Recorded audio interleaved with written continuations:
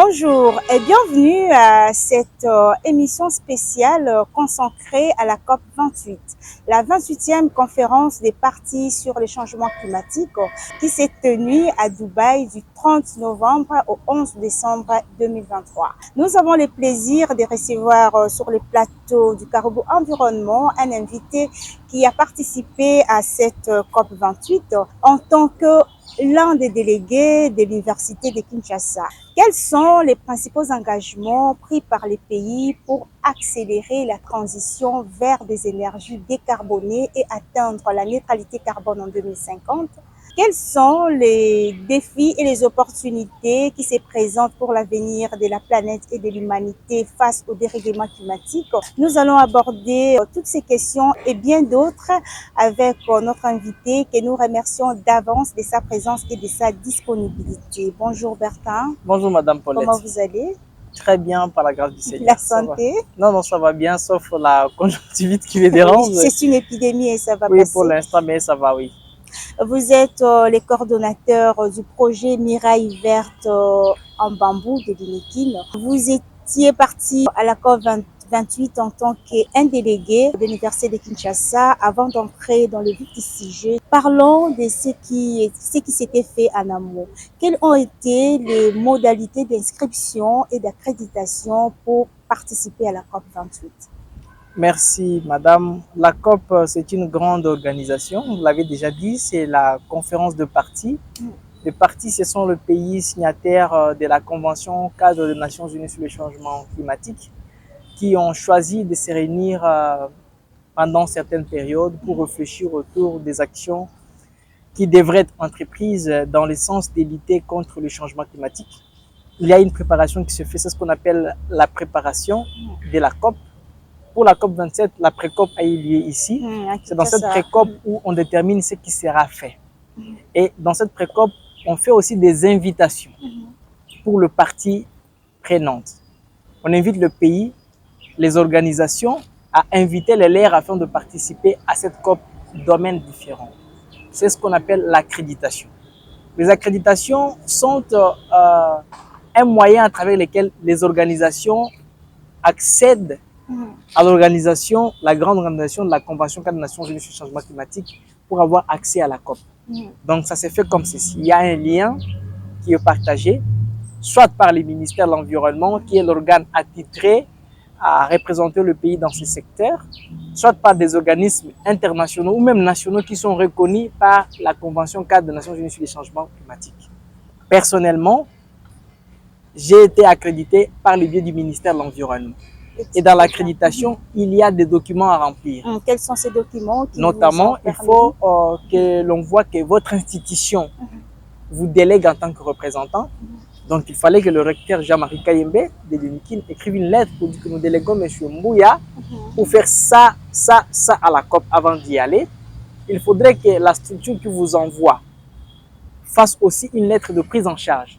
Parce que vous devez avoir un billet d'avion à leur retour. Ce n'est pas l'organisation qui prend en charge tout ça, c'est vous-même qui prenez en charge. Et c'est l'Université de Kinshasa qui avait fourni tous ces documents pour vous permettre de vous rendre à Dubaï dans les cadres de la COP. Bien sûr que oui, les logements, l'assurance santé, et tout ça, ce sont des documents qu'on demande, bien sûr, sans oublier les passeports. C'est ce qu'on a fourni. Et une fois qu'ils voient que les documents sont grand complets et les motivations sont fondées, on t'accrédite. Donc, on t'envoie un message pour dire que tu as été accepté. Cette invitation, cette accréditation qui va te permettre à ce qu'une fois sur place, sur l'île de la COP, on te donne le badge. Simplement comme pour un mariage, tu es invité et puis quand tu arrives, on authentifie ton invitation et puis tu passes ce qui s'est fait à la COP. Et c'est une initiative à féliciter pour l'Université de Kinshasa, les recteurs, les professeurs Jean-Marie Kayembe. C'est vraiment félicité. Nous espérons que ce n'est pas la dernière fois, donc ça continuera. Est-ce que vous avez été bien accueillis sur place? Sur place, en tout cas, l'accueil était chaleureux. Toute la population de Dubaï, on était aux Émirats Arabes Unis, était préparée à recevoir les délégations venant du monde entier. Il y avait eu plus de 80 000 personnes à Dubaï pour cette COP. Et donc, c'était une grande délégation de partout à travers le monde. Et c'était très enthousiasmé d'être en contact avec ces Arabes. Mais aussi certains de nos frères congolais qui sont allés là-bas depuis longtemps nous étions accueillis et puis ils ont disposé l'air métro pour tous ceux qui sont venus à la COP. Donc, on avait des cartes métro gratos et puis c'était très bien. Est-ce que les programmes et les calendriers des sessions étaient à la hauteur des enjeux climatiques actuels? Je peux dire oui. Ça a été à la hauteur parce que, comme je l'ai dit, il y a d'abord les travaux préparatoires qui déterminent les drafts de ce qui sera fait, donc les grandes lignes. Et ça a été à la hauteur. Mais comme dans toutes les COP, vous savez, les changements climatiques, les problèmes principaux, ce sont les émissions de gaz à effet de serre. Or, ces émissions sont liées à beaucoup de secteurs, notamment l'économie, l'industrialisation, les nouvelles technologies. Donc, d'une certaine manière, en tout cas, franchement, le malheur des uns, fait le bonheur des autres. Ça fait le bonheur des autres. Il y a les pollueurs qui, d'une part, émettent ce gaz à effet de serre, qui perturbent le climat, mais à leur tour, ils se développent. Leurs populations vivent très bien. Ils ont un grand budget, ils ont des routes, des hôpitaux, des écoles. Et donc, ces gens-là, ne pensons pas que, même quand on parle de COP, ils seront là pour vous donner un programme qui va vous satisfaire des grés. Exactement. Donc, c'est toujours, il y a toujours aussi leurs bénéfices. Justement, tout le monde tire les ficelles de son côté. Mais ce qui est vrai est que la COP a eu lieu, même s'il y avait des contre-courants, ça existe toujours dans toutes les COP et même dans les familles, ça existe. Vraiment. Et donc, ça ne peut pas discréditer le fait que la COP a eu lieu dans de bonnes conditions. Exactement. Et comment vous vous informiez et vous vous préparez sur les enjeux et les négociations de la COP 28 durant toute la durée des travaux? Les préparations ont été faites en amont, pendant la COP elle-même et aussi en aval. Il y a des préparations qui ont été faites dépendamment des délégations.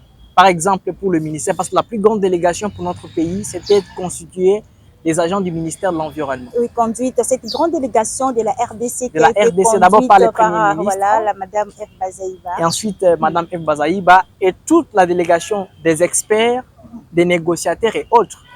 Personnellement, nous avons eu le privilège de faire partie de l'équipe technique qui a préparé d'abord les travaux ici, sur place à Kinshasa, avant d'aller à Dubaï. Ça, c'est d'une part. D'autre part, il y a aussi des organisations indépendantes. Je parle de la société civile qui s'organise à sa manière pour faire le plaidoyer au nom du pays, mais en tant que société civile. Mais nous, personnellement, nous sommes partis dans la délégation de l'université de Kinshasa qui a été conduite par les professeurs. Et vous étiez au nombre de combien à la délégation au nombre de l'université de Kinshasa? C'était au nombre de 2 qui ont été pris en charge officiellement, que je connais. Je ne sais pas s'il y en a d'autres, mais officiellement, c'était au nombre de 2 avec le professeur Raphaël Chumanga. Nous nous sommes préparés sur un canevas clair pour dire voici, nous allons à la COP 28. Voici la contribution de l'université de Kinshasa. Nous avons un projet. C'est ce qu'on devait présenter dans différents stands afin d'attirer l'attention du monde aussi autour des enjeux qui menacent non seulement l'université de Kinshasa, mais la RDC, en général, pourquoi pas l'Afrique centrale. Et je crois que le résultat sur le terrain ont prouvé l'intérêt du projet présenté par l'université de Kinshasa. Je crois qu'on va en développer dans cette édition. Voilà, il y avait des préparations en amont, en aval. Et puis, voilà. Très bien. Monsieur Bertin Bouya, quelles sont les opportunités de réseautage et de dialogue que vous avez noués entre les autres participants et les parties prenantes? Beaucoup d'opportunités, beaucoup de réseaux, nous avons échangé. Vous savez, c'est vraiment un grand rendez-vous. On arrive sur place. Un grand rendez-vous mondial. Un grand rendez-vous mondial. On arrive sur place, on trouve des personnes d'autres cultures, mais qui partagent les mêmes problèmes que nous. C'était pour moi une grande expérience et une belle expérience. Il y a eu des réseaux que nous avons eu à tisser, de relations avec des nouvelles organisations. Sur le plan de la recherche, les chargés de la délégation de l'UNIKIN a eu à faire beaucoup de pas. Mais pour l'instant, je me réserve de dire voici, on a contacté celui-ci ou celui-là. Le plus important pour moi, c'est de voir le résultat de ce réseau que nous avons eu à contracter à la COP 28. Et donc, comme nous sommes au mois de janvier, je crois que progressivement, par la grâce du Seigneur, nous allons voir le retombé. C'est dans ces moments-là qu'on dira, voici, nous étions à la COP. Ce que vous voyez ici, sont de retombées, de résultats du réseau que nous avons tissé de l'autre côté. Et puis voilà, c'est ça. En ce qui vous concerne personnellement, quelle a été votre contribution à la COP 28? Nous avons participé à la réflexion, mais surtout à la proposition d'une solution basée sur la nature dans la lutte contre les érosions et les changements climatiques. Les projets Miraille Verte en bambou de l'université de Kinshasa. Vous savez, une des missions de l'université se résout aussi au travers de la recherche le problème de la société. Nous avons remarqué que non seulement le fait que l'université a été menacée par les érosions et les changements climatiques, l'ensemble de notre pays est vraiment menacé. Le problème d'érosion se vit dans beaucoup de provinces ici. À Kikwit, vous allez le trouver, au Kassai, à Idiofa, là vraiment je suis au en train Sankourou. Ces problèmes d'érosion, il y en a partout. Dans toutes les 26 provinces. Oui, oui. Et l'université, en tant que centre du savoir, a mis en place une solution qui a été déjà expérimentée, mais qui souffre de moyens pour étendre ces projets dans d'autres provinces. Exactement. Raison pour laquelle le recteur s'est dit, cette solution ne devrait pas se limiter qu'ici. Vous pouvez la présenter là où tous les acteurs liés au climat se retrouvent et même les partenaires financiers. C'était pour nous une grande opportunité. Quand on a présenté ce projet, en tout cas, madame, ça a suscité l'attention de plusieurs personnes. On a eu le privilège de présenter le projet dans les pavillons du bassin du Congo, pardon, du pavillon d'abord de la RDC qui est le pays solution changement climatique. Et c'était formidable. Je crois que ceux qui ont été là pourraient vous dire ce qui a été le climat. Après les pavillons de la RDC, nous avons eu à exposer les mêmes projets au pavillon du Fonds bleu du bassin du Congo. C'était encore une très belle expérience. Là, nous avons rencontré beaucoup de participants venant de pays d'Afrique centrale qui sont aussi terriblement menacés par les mêmes problèmes, voilà. Justement. Et nous avons aussi présenté le projet au niveau du pavillon de la francophonie, l'Organisation internationale de la francophonie. C'était génial parce que nous partageons la même passion. En dehors des érosions, ces projets luttent contre les changements climatiques et fait la promotion de la résilience des communautés. Donc, c'était pour nous une grande contribution. Et d'ailleurs, c'est cette contribution-là dont on a besoin pour faire face à ces fléaux qui perturbent tout le monde. Et nous étions fiers en tant qu'université de contribuer justement. Oui. Vraiment. Et sur quoi avez-vous exposé? C'était sur ce projet bambou. Nous avons exposé le projet bambou comme une espèce agricole qui a une croissance rapide. Vous savez pourquoi? Parce que les changements climatiques actuels ont une caractéristique principale. C'est la rapidité de la dégradation des conditions de vie. Les pluies tombent en abondance, les climats changent de manière imprévisible, les paramètres météorologiques changent et même des événements comme le vent, le pluie, etc. ça change et même les phénomènes liés à toute cette circulation atmosphérique, ça change. Et donc, face à ces changements brusques et à ces conditions de vie qui se modifient à tout moment, il faut chercher des solutions qui s'adaptent à ces changements brusques. Et le bambou, c'est une espèce par excellence parce qu'elle s'adapte d'abord presque sur tout type de sol. Et le bambou, c'est une espèce qui croît rapidement. Et sur le plan de l'absorption du carbone, qui est le principal gaz à effet de serre, le bambou séquestre jusqu'à 30 fois plus le CO2 que les arbres que vous voyez. C'est à cause de sa croissance rapide et c'est à cause de sa capacité à s'adapter sur le milieu. Et donc, c'était cette solution autour de laquelle nous avons exposé et beaucoup de gens voient le bambou, ils ont été surpris sur le vertu de cette espèce.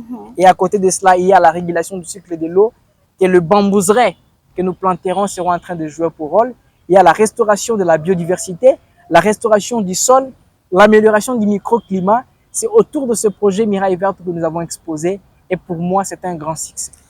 Très bien, Bertin Bouya, mais vous avez parlé que des bambous. Or, dans la pépinière de l'Iniki, il y a aussi les vétivers, il y a aussi les cannes à sucre.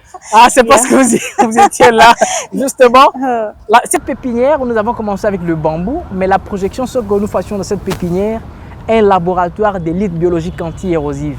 Ça n'existait pas en RDC, parce que nous nous disons que le bambou n'est pas le seul. Par rapport aux études, on peut faire une lutte intégrée. On fait du bambou, du vétiver, pourquoi pas de la pelouse, et même des cannes à sucre, et les cygnes à la citronnelle. Parce que des espèces que nous voyons. Ce n'était pas l'objet de votre exposition. Non, là-bas, c'était d'abord spécifiquement pour le bambou, parce qu'on touchait l'aspect de la stabilisation des sols, on touchait l'aspect de la séquestration de carbone, et les bambous, il est les mieux placés pour le faire. Voilà, pouvez-vous nous donner quelques exemples des accords et des partenariats conclus entre les différents acteurs, l'État, société civile, le secteur privé, pour renforcer la coopération et l'innovation en matière de la lutte contre les changements climatiques? Madame, les accords ont été légion. Beaucoup d'accords ont été signés. Peut-être certains par moi qui vous parlent, mais les gens sont devenus assez sensibles. Il y a eu tellement de promesses qui ont été faites, tellement d'accords qui ont été signés, que nous sommes aussi assez sceptiques. Même moi qui vous parle, le plus important pour l'instant, je l'ai dit tantôt ici, c'est pas qu'il y ait des accords qui ont été signés. Il faudrait que nous voyions le résultat. Les Congolais à faim. Nous vendons le concept RDC Pays Solution. Ce n'est plus Nous un avons slogan, le minerai, est-ce que nous avons... est-ce que Non, c'est un slogan? Non, c'est plus un slogan, c'est normal, je vais revenir dessus. Mais pour moi, le plus important, c'est pas commencer à étaler les accords que le pays a signés. Peut-être le ministère de l'Environnement le fera mieux. Très Et bien. même quand tu le ferais, le plus important pour moi, c'est qu'on voit des résultats. Qu'on voit que les Congolais n'avaient pas de route. Au travers de l'accord climatique, une route a été construite. Qu'on voit qu'une situation, une contrée a été affectée par les dommages climatiques et qu'on voit qu'au travers de la diplomatie de notre pays, par rapport aux accords signés sur le plan climatique, voici la population a été soutenue, Donc, a pour été vous, sécurisée. les accords seront dévoilés dès qu'il y aura des faits concrets sur le terrain. Justement, donc ça veut dire simplement, ça c'est mon point de vue, qu'aussi longtemps qu'il n'y aura pas d'action concrète dans le secteur de l'environnement, ça ne servira à rien de parler trop. Même sous le plan de l'université de Kinshasa, nous sommes allés là-bas. Donc, au lieu que je sois en train de parler sur ce qu'on a fait avec le projet Bambou, le plus important pour moi, c'est qu'au mois de février, au mois de mars, qu'on voit de retomber. Qu'il y ait l'extension, qu'on a commencé à 6 hectares, qu'on fasse 10 hectares, 20 hectares, qu'on aille au Sankourou. Voilà. On a parlé de l'Odia. On a parlé du Diofa, tout ça. Voilà. Au niveau là-bas, on dit voici les retombées de la COP qu'on voit par rapport à ce que vous avez exposé. Et puis ça sera très fier, au lieu de parler, on a signé tel accord, pour moi, ça ne trouve pas que c'est pertinent. Et la RDC dans tout ça, quel bénéfice que notre pays gagne sur les principaux engagements pris par les pays participants pour accélérer la transition des énergies décarbonées et atteindre la neutralité carbone en 2050? La réalité d'abord, c'est que nous sommes un pays en développement. Donc le premier bénéfice, c'est le fait que nous participons avec notre forêt, notre eau, avec nos minéraux, dans la lutte contre le changement climatique qui est un fléau mondial.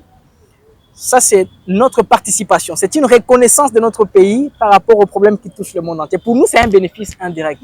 Mais directement, au travers de la politique de la nouvelle économie du climat, par Mme Stéphanie Mbombo, nous avons gagné 70 millions de dollars.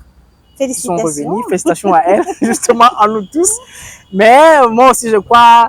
On attend voir aussi de manière palpable qu'est-ce que ces 70 millions vont faire, où sont-ils et plus concrètement, c'est ça. Et au bénéfice des Congolais. C'est un bénéfice, mais il y a aussi d'autres bénéfices liés au transfert de technologies qui, avec le temps, vont commencer à venir. Je crois que c'est le ministère de l'Environnement qui serait la structure la mieux placée pour nous expliquer à fond les différents bénéfices. Et aussi pour l'université, comme je l'ai dit tantôt, il y a eu des promesses qui ont été faites par rapport à certains partenaires qui ont été intéressés par le projet présenté par l'université.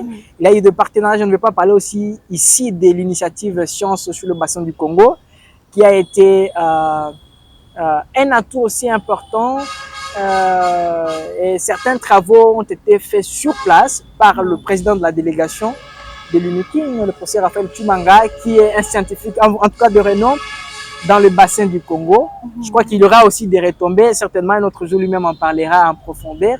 Et donc, il y a vraiment, personnellement, je suis content parce que je sais qu'après cette COP, les choses vont changer et j'espère que nous allons voir ces changements de manière la plus palpable. Donc, hormis la République démocratique du Congo, particulièrement l'université aussi a tiré des bénéfices par rapport à la COP. Bien sûr que oui, mais c'est ce que j'ai dit, au lieu de vanter des bénéfices, il faudrait qu'on le voit de manière concrète. Voilà. Et sur le plan des RDC Pays Solutions, ce n'est pas un slogan. Ceux qui ont dit que la vision RDC Pays Solutions était un slogan, c'est la démocratie. Tout le monde a sa manière de juger. Mais ce n'est pas une affaire de juger. La RDC, avant Bazaïba, qui est la ministre de l'Environnement, était Pays Solutions, on ne le savait pas. Avant elle, elle est venue, elle a inventé un concept qui est pour moi assez pertinent. Et après elle, ça sera toujours Pays Solutions parce que Pays Solutions sous-entend les potentiels forestiers que nous avons dans la séquestration de carbone. Et dans ces forêts, nous avons les tourbières, c'est quelque chose qu'on ne peut pas douter. Nous avons l'eau qui participe aujourd'hui à la régulation du climat mondial et cette eau qui peut aussi servir à la production de l'hydrogène vert. Ce n'est pas à douter. Nous avons les minéraux stratégiques qui participent aujourd'hui à la transition écologique. Le lithium, le cobalt et tout ce que vous connaissez, ce n'est pas à douter. C'est ce qui fait de nous pays solutions. Mais le plus important, ce n'est pas se baser sur les concepts pays solutions, pays solutions. Exactement. Le plus important, c'est que ces pays solutions participent au solutionnement des problèmes des Congolais. Et non seulement les Congolais, mais le problème mondial. Le problème mondial, ça fait déjà parce que nous avons le climat qui est stabilisé par notre forêt.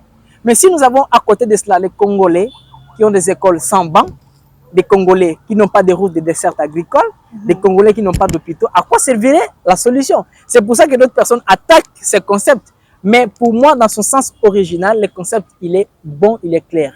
C'est quant à notre pays, à nos gouvernements, à notre gouvernement plutôt, d'impulser des politiques et une diplomatie qui va faire profiter à notre pays les potentiels que nous avons et qui fait de nos pays solutions pour les problèmes climatiques mondiaux. Et surtout que notre président, Félix-Antoine Tshisekedi, le président réélu au suffrage universel, il est vraiment en amont et en aval, il s'est vraiment impliqué. Nous sommes placés parmi les pays solutions. Je commence par féliciter la réélection du président Félix. Moi, je crois que c'est un des présidents le plus écologique qu'on a eu dans ce pays. Il a hissé le secteur environnemental de notre pays dans les instances internationales. Aujourd'hui, la RDC est connue dans ce sens-là. C'est la reprise progressive de sa position en tant que leader d'abord du bassin du Congo, mais aussi en tant que leader sur le plan climatique mondial. Et c'est lui qui a fourni ces efforts. Mais s'il faut lui proposer quelque chose, c'est lui qui nous a apporté la consolidation des acquis au fait. Il faudrait que nous consolidions les acquis de ces secteurs d'environnement. Je crois que s'il ajoutait encore un peu plus d'intérêt, de tonus sur cette question environnementale, nous allons commencer à bénéficier du crédit carbone par nos forêts. Exactement. Nous allons avoir des technologies qui seront installées ici pour transformer les minéraux stratégiques parce qu'on ne sera pas seulement un pays qui va commencer à exporter les minéraux. On peut les transformer ici. Ici sur place. On fabrique les voitures électriques ici, les batteries électriques ici. Ça va donner de l'emploi aux Congolais. Et si ces forêts, ces eaux, ces minéraux participent à l'amélioration des conditions de vie des Congolais, je crois qu'il aurait réussi son mandat aussi. Non pas seulement dans le secteur environnemental et pour l'ensemble. Et en tant que population, en tant que peuple, je souhaite plein succès au président Félix et que Dieu les garde. Voilà, merci beaucoup Bertin. Est-ce qu'il est élaboré un mécanisme de suivi et de vérification de la mise en œuvre des engagements pris par les pays, notamment avec la sortie des énergies fossiles? En fait, les engagements pour chaque pays, les cadres existent. Ça s'appelle les CDN, c'est les cadres déterminés nationaux. C'est un document dans lequel chaque pays détermine les actions à mener pendant le quinquennat dans le sens de réduire ses émissions de gaz à effet de serre, dans le sens d'appuyer la lutte contre les changements climatiques. Notre pays avait déjà fait son CDN qui normalement devait être actualisé à tout moment, comme je viens de le parler, après chaque quinquennat, si j'ai une bonne mémoire. Et donc, ces documents permettent aussi d'évaluer les actions qui ont été prévues pour une entreprise, ce qui a été fait et ce qui n'a pas été fait. Ces documents existent. Je ne crois pas qu'il y aurait besoin d'élaborer un nouveau, c'est juste une manière d'actualiser ce CDN. Et notre pays, je crois que nous sommes dans les bons. Parce que d'abord, nous ne devons pas faire les choses comme les font tout le monde. Nous sommes un pays en voie de développement. Nous n'avons pas un grand taux de pollution. D'ailleurs, sur le plan de la pollution, les pays comme le nôtre, nous ne polluons pas autant. Nous sommes juste affectés par le changement climatique parce que c'est un problème global. Une question de curiosité, Bertin. Est-ce que la RDC est concernée par la sortie des énergies fossiles? Si, parce que nous sommes les consommateurs des énergies fossiles, mais pas directement parce que nous ne sommes pas... indirectement. Nous sommes indirectement concernés parce que nous sommes ceux qui utilisent l'énergie fossile. Mais nous ne sommes pas parmi ceux qui participent à grande échelle à ces circuits d'utilisation. Je ne sais pas si vous pouvez comprendre ce que j'ai dit. Dans quel sens? Notre pays utilise les véhicules qui utilisent les énergies fossiles.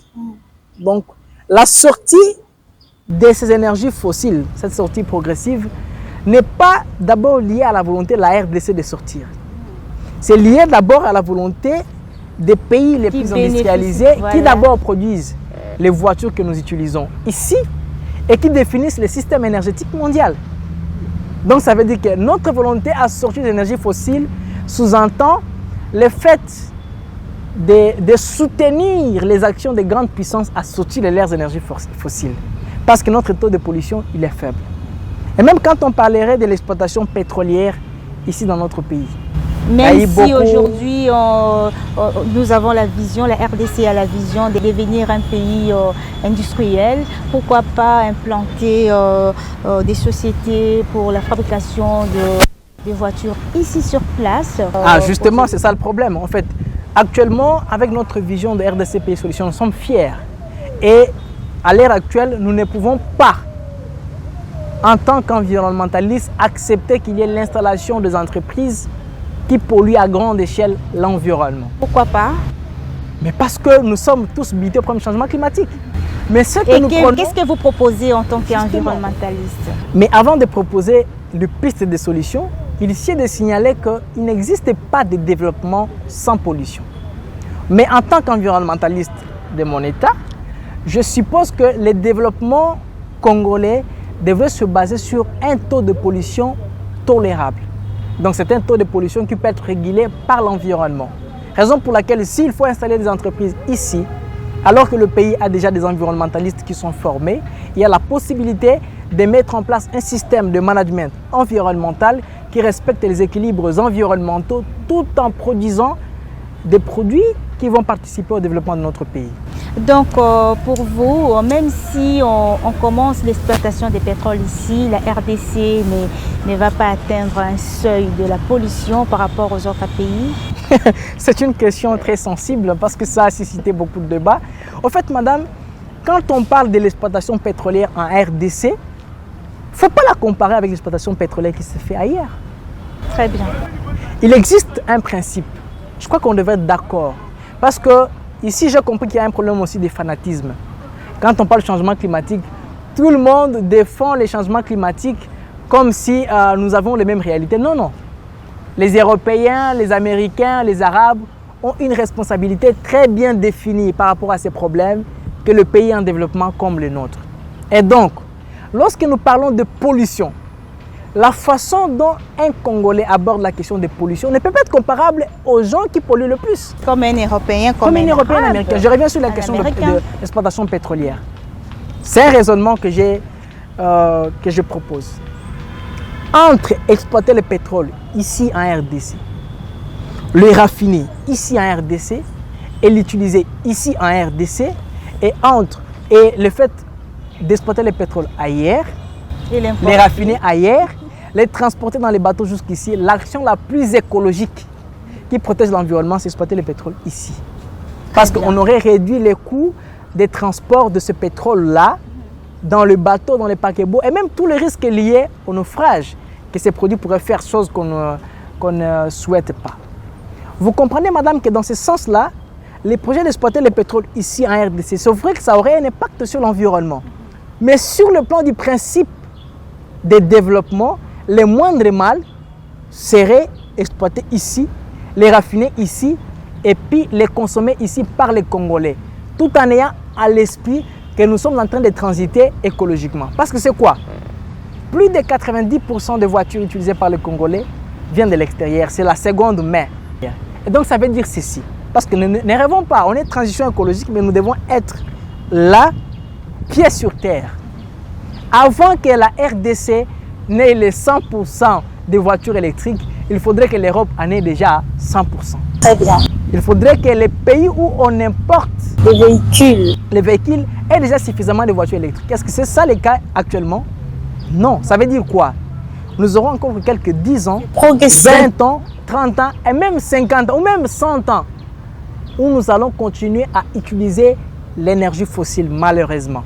Et pendant tout ce temps-là, c'est bénéfique maintenant de... Oui, avant de parler des bénéfices, et pendant tout ce temps-là, est-ce que l'importation de pétrole serait bénéfique pour l'environnement ou bien ça sera juste bénéfique pour le pays qui exploite ce pétrole-là pour leur propre économie? Pour moi, en tant qu'environnementaliste, l'action la plus économique et la plus écologique pour le peuple congolais, c'est exploiter son pétrole ici, les raffiner ici, les consommer ici, tout en ayant en tête que nous devons transiter écologiquement et même investir ce qu'on a du pétrole dans les énergies renouvelables, dans l'agriculture, dans la construction de routes. C'est comme ça que les pays vont se développer. Parce qu'il n'y a pas un seul pays au monde, madame, pour finir par là, il n'y a pas un seul pays au monde qui est prêt à donner des milliards pour que notre pays se développe. Parce que si ils polluent de l'autre côté, ils les font pour se développer. Et donc, il n'y a pas de fonds pour dire nous polluons pour vous développer. Non, non. Exactement. Il faut un équilibre. Un équilibre. Donc, nous ne pouvons pas être aussi pays solution rien que pour les autres qui polluent. Nous-mêmes, les Congolais, on ne bénéficie pas de ça. Justement. Donc, il faut faire la part. Il faut être équilibré, simplement. Équilibré. Je n'ai pas dit qu'il faut polluer pour les gens, il faut être équilibré. C'est normal. C'est qu'on parle de pollution ici. Vous n'avez pas parlé les mêmes langages à Dubaï là-bas. On vient de là. C'est là où il y a tout le forage. Excusez-moi les termes. Vous arrivez sur place, vous sentez qu'ici c'est le pétrole. Il faut voir les standings. Il y a la possibilité d'exploiter tant soit peu. C'est pour ça que je suis toujours contre. Beaucoup d'organismes qui s'élèvent, qui veulent faire voir aux gens qu'ils sont le plus écologiques que la RDC. Non.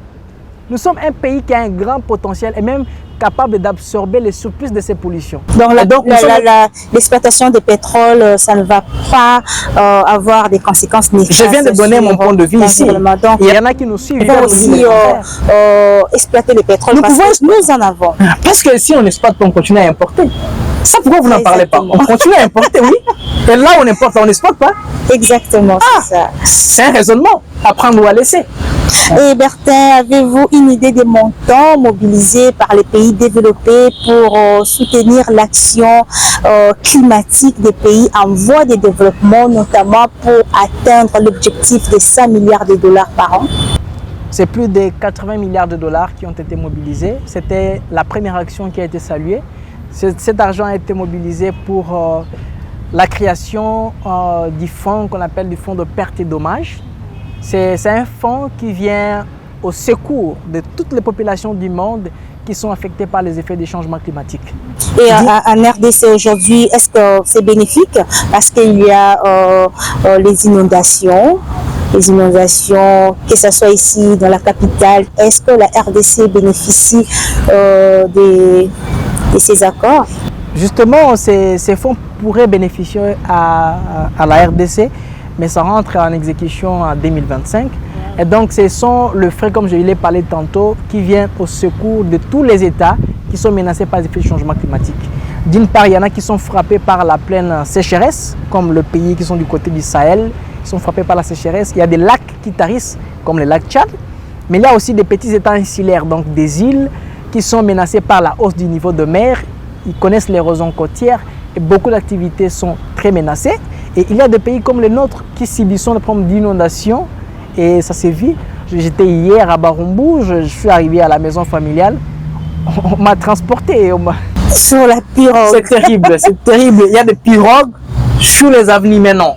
Et donc, ce sont des conséquences du changement climatique. À côté de cela, il y a des maladies qui se développent dans ces eaux-là. Exactement. Il y a beaucoup de contours et si on ne vient pas en aide avec un fonds face à ces populations, il y aura beaucoup de conséquences dans le futur. Et pour nous, c'était une satisfaction qu'il y ait la création de ces fonds-là.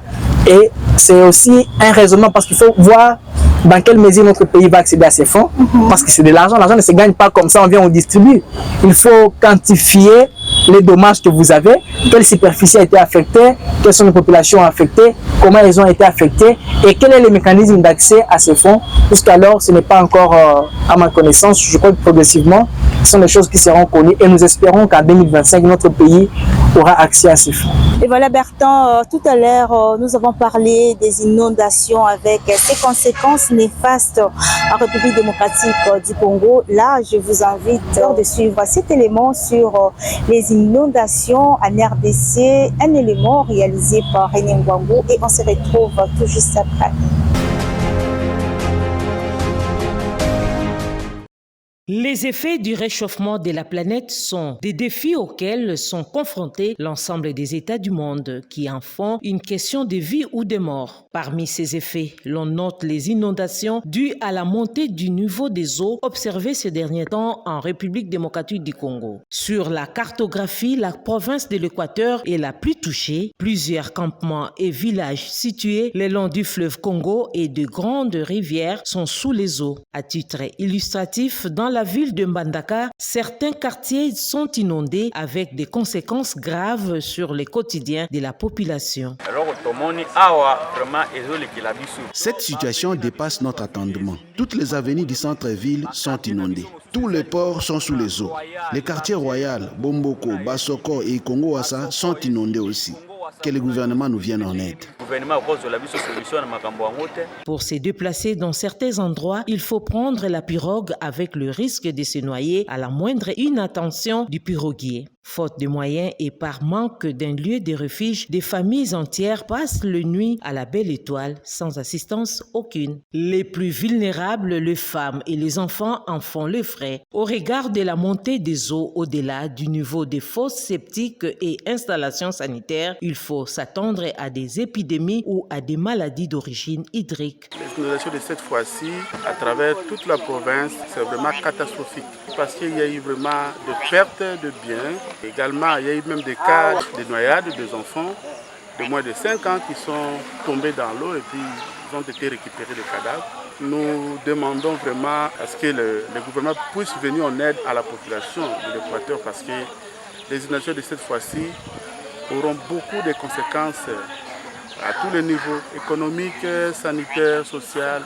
À l'étiage ici, on peut s'attendre à des cas de choléra dans les différentes zones de santé de la province. D'après certains témoignages, la population n'a jamais vécu une situation pareille depuis les années 60. Pour les scientifiques, les conséquences des phénomènes liés au changement climatique peuvent être évitées ou atténuées si leurs alertes sont prises au sérieux par la population et les autorités. Nous sommes en année El Niño. Je vous ai dit que les érosions, les pluies diluviennes, tout cela va arriver ici. Vous avez vu ce qui s'est passé dans la province de l'Équateur avec des inondations qui sont associés à ce phénomène-là. Les scientifiques ne sont pas capables assez de lancer l'alerte auprès de la communauté. Nous devons avoir ce relais-là pour lancer l'alerte et nous ne savons pas dans quelle direction nous allons avec les changements climatiques ici en Afrique centrale. Nous devons encore travailler davantage avec tous les laboratoires qui sont à Brazzaville, à Yaoundé ou à Kinshasa. Nous voulons maintenant être à jour pour prévenir ce qui va arriver. Aux décideurs de prendre toutes les dispositions pour qu'à l'avenir, les pertes en vies humaines et matérielles soient évitées. Gouverner, c'est prévoir, dit-on. Et voilà, par rapport à ce qui s'est fait aujourd'hui avec le changement climatique, l'inondation, vous en tant qu'environnementaliste, qu'est-ce qui est prévu? Ce qui est prévu pour l'instant à notre niveau, pas grand-chose, parce que ce sont des effets qui viennent de manière improvisée. Les inondations sont arrivées, mais dans le futur, il y a des actions à envisager. Vous savez, partout dans le monde, les urbanistes disent qu'on peut construire partout. Parce que même dans l'eau, on peut construire. Mais il y a des types d'infrastructures adaptées à chaque milieu. Mais dans un pays en développement comme le nôtre, où la population n'a pas suffisamment de moyens, il y a des endroits pour leur protection qu'il faut interdire la construction. Tant mieux pour l'État de prévenir ces conséquences en étant rigoureux pour dire à la population, ces endroits ici, ce sont les zones humides du fleuve Congo. Tôt ou tard, le fleuve réclamera son lit et donc ne construisez pas ici. Cette rigueur-là, même si la population s'entête après, mais quand on est rigoureux, on peut détruire les constructions qui sont là, c'est pour leur propre protection. Et pour moi, je trouve que c'est une des actions à mener dans un monde changeant par les changements climatiques actuellement. Voilà, Bertin, nous sommes arrivés presque à la fin de cette émission. Pour terminer, quel a été le bilan, ou bien quel est le bilan de la COP28? Le bilan de la COP28, pour moi, c'est un bilan positif que je résume en deux grands points. Le premier point du résumé de ce bilan, c'est le fait que les pays se sont engagés à une sortie progressive des énergies fossiles.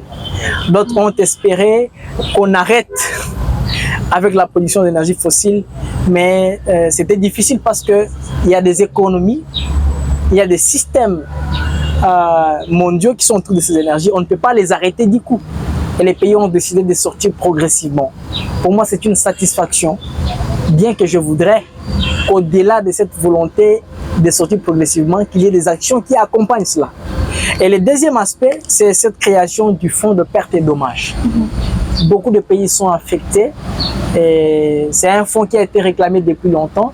Comme il a été créé, nous espérons qu'en 2025, les pays vulnérables, notamment les petits États insulaires et le nôtre, qui sont visiblement affectés par les changements climatiques, vont bénéficier de ces fonds pour améliorer tant soit peu les conditions de vie de nos populations. Ce sont là les deux grands points autour desquels se sont articulés beaucoup d'autres aspects à la COP28.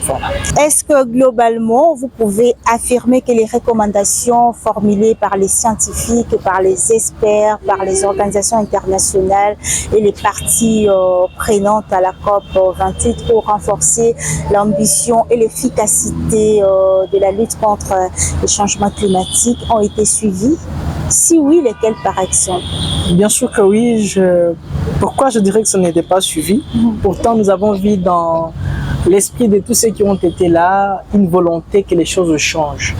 Nous l'avons vu en commençant par les Émirats arabes unis eux-mêmes, qui sont un pays vraiment pétrolier, mais qui se sont investis volontairement dans cette course vers la transition écologique. Et on a vu, ils ont commencé par l'organisation de cette même COP là-bas. Mais pour moi, le plus important, comme je le répète toujours, entre les États, il y a les intérêts à poursuivre, bien qu'on parle de changement climatique. Je voudrais qu'au-delà, qu'on voie des actions qui vont s'en suivre. C'est pour ça que, au lieu de revenir sur affirmer oui ou non, ce qui a été fait, ce sera bon ou pas, étant convaincu que c'était bien, mais je voudrais qu'au-delà, que des actions en suivent. C'est en ce moment-là qu'on va authentifier toute cette volonté qui a été dégagée, parce que ça ne servirait à rien d'organiser des activités. On réunit 80 000 personnes pour qu'il n'y ait pas des actions qui vont s'en suivre afin de sortir de cette crise qui touche et les pays développés et ceux en voie de développement. Je suis convaincu que c'était bien et ceux qui devraient être là ont été là et les recommandations ont été suivies. Nous attendons la suite. Et pensez-vous que tout ça va servir comme piédestal à la COP29? Bien sûr que oui, c'est une suite logique au fait. Toutes ces COP qui se tiennent, c'est basé aux anciennes COP qui ont eu lieu. Et donc chaque COP qui arrive, c'est un pas vers l'avenir. C'est vrai que beaucoup de gens les critiquent du fait qu'il y a beaucoup de COP, peu d'actions. Mais au moins à chaque COP, je reconnais, parce que je connais là-dedans, je reconnais qu'à chaque COP, il y a quelque chose qui s'ajoute, il y a des débats qui sont faits et ça aide à ce qu'au fur et à mesure que les années passent, il y ait des actions qui s'ajoutent. Et pour cette COP, je crois que c'est une COP qui vient nous faire entrer dans un autre monde, à l'ère à laquelle où les enjeux liés au climat se font sentir de plus en plus. Et donc, cette COP a été vraiment une COP qui a éveillé la conscience de plusieurs pour vous dire voici les pays pétroliers organisent la COP. Et donc, c'est aussi un signal pour dire que c'était un engagement de cette sortie progressive des énergies fossiles. Et nous sommes convaincus que la prochaine COP, ça pourra être une COP où on va présenter des résultats concrets.